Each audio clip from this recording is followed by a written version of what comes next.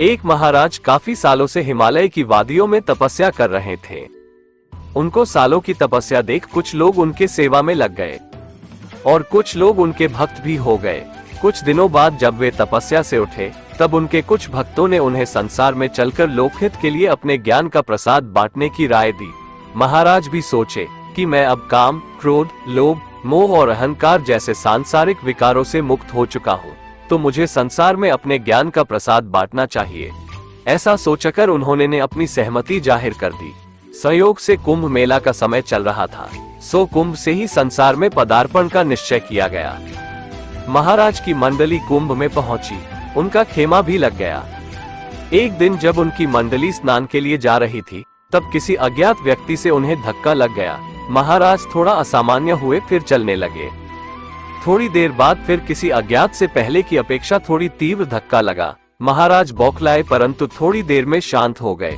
कुछ दूरी और आगे बढ़ने पर इनके पांव पर किसी अज्ञात व्यक्ति का पांव पड़ गया। अब की महाराज पूरी तरह बौखला गए और गुस्से में बड़बड़ाने लगे।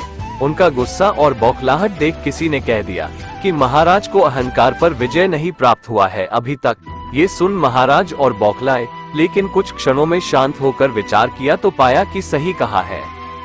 दरअसल जहां मैं तप कर रहा था वहां तो ऐसा वातावरण ही नहीं था जहां सांसारिक विकार उत्पन्न हो, इसलिए वे सभी विकार सुषुप्त हो गए थे और मैं उन्हें नष्ट हुआ समझ रहा था। दरअसल वे नष्ट हुए नहीं हैं। मुझे अभी और तप और साधना की जरूरत है, लेकिन कहीं वीराने में नहीं, बल्कि इसी संसार में जहां इन सब विकारों को देखने और समझने को मिलता है। ऐसा सोच उन्होंने संसार में रहकर ही अपनी साधना करने का निश्चय किया। दोस्तों, संसार से अलग होकर कठिन तपस्या कर लेने मात्र से कोई संत या महात्मा नहीं हो जाता। कुछ लोग थोड़ी सी तपस्या कर ढोंग करने लग जाते हैं और हमारे समाज में भी लोग उन्हें ही सर पर बैठाते हैं जो थोड़े दिन बिना अन्न जल के रह लिए या एकांत में थोड़े दिनों की साधना कर लिए। श्रीमद् गीता में भगवान श्री कृष्ण ने ऐसे लोगों को ढोंगी कहा है और ऐसे लोगों को घोर नरक में धकेलता हूं ऐसा भी कहा है।